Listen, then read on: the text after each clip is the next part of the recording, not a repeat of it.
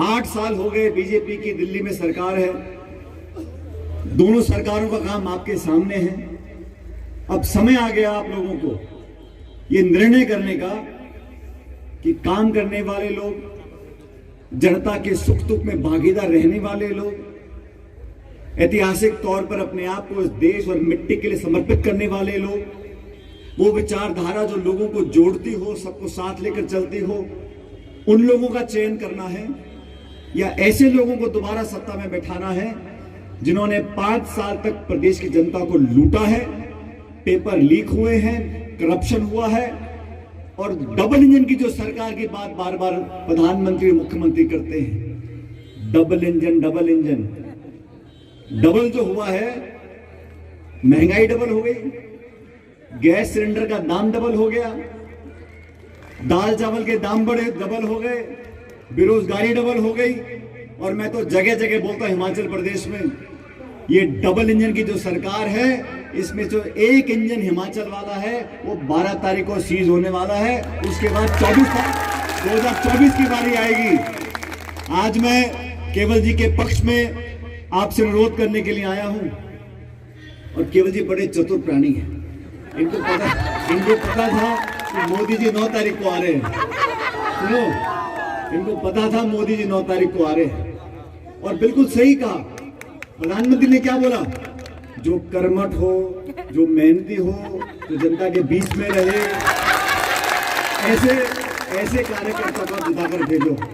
तो पूरे कांगड़ा में मैं समझता हूं इनसे मेहनती, मिलनसार, अपने घर की तरह रखने वाला व्यक्ति कोई है नहीं। और पिछले तीसरी बार चुनाव आपके बीच में लड़ रहे हैं और छात्र संघ से, NSUI से संगठन के लिए काम किया है। मुझे खुशी है कि कांग्रेस पार्टी ने आप सब पे भरोसा कर तीसरी बार दोबारा इनको टिकट दिया है, इनको आपके बीच विधायक बनाने के लिए भेजा है। हम तो सिर्फ उम्मीदवार बना सकते हैं और उम्मीदवार एक ही होता है। मुझे खुशी है जो बाकी लोग टिकट मांग रहे थे आज मंच पर हमारे साथ बैठे।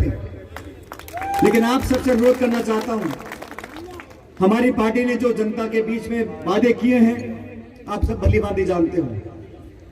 हमने कहा हमारी बहनों और माताओं के लिए 1500 रुपए का भत्ता प्रतिमाह हम लोग देंगे, क्योंकि हम चाहते हैं कि हमारी गृहिणियों के जेब में पैसा जाए।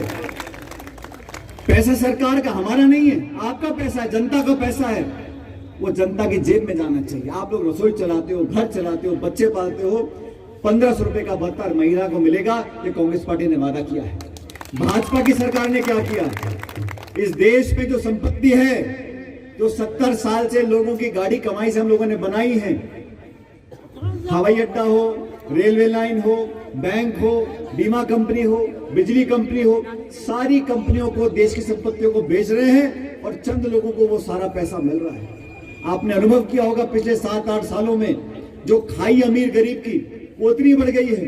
जो पैसे वाले पहले थे उनके पास इतनी बेशुमार दौलत आ गई कि उनके पास उनके पैसे गिनने का समय नहीं है, और जो गरीब थे वो लगातार गरीब होते चले गए। मनमोहन सिंह जी की सरकार में 10 साल हम लोगों ने काम किया और 14 करोड़ लोगों को गरीबी रेखा से ऊपर हम लेकर आए। 14 करोड़ लोगों को हमने नरेगा का कानून बनाया, खाद्य सुरक्षा का कानून बनाया, शिक्षा का अधिकार दिया, सूचना का अधिकार दिया। पर बीजेपी सरकार ने क्या दिया? GST, नोटबंदी, लॉकडाउन, उद्योग बंद, अर्थव्यवस्था चौपट, शिक्षित लोग बेरोजगार। इन 8 सालों में मुझे तो आश्चर्य होता है, जो लोग देश की बात करते हैं, आत्मनिर्भरता की बात करते हैं और देशभक्ति की बात करते हैं, हमारी सरहद में चीन अंदर घुसा चला जा रहा है। जो फौजियों की बात करते हैं, अग्निवीर लेकर आ गए। मतलब लोग, बच्चों को 4 साल नौकरी दो और फिर 3/4 को विदा कर दो।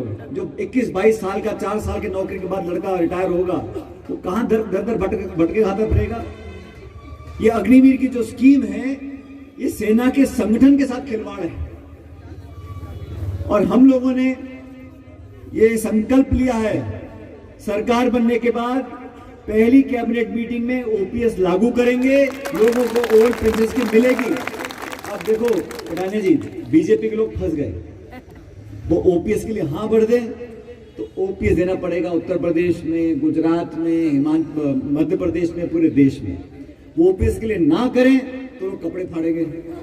तो बीच में फंस गए, कहते कमेटी बना देंगे, कमेटी देखेगी। अरे आपने 5 साल क्यों नहीं किया? अब चुनाव आ गया तो यूनिफॉर्म सिविल कोड, उनसे पूछो भाई गैस का सिलेंडर 1200 रुपए क्यों बिक रहा है, पेट्रोल डीजल देसी घी से महंगा क्यों हो गया? तो हिंदू मुसलमान, मंदिर मस्जिद, पाकिस्तान, वही रटा रटाया इनका राग है।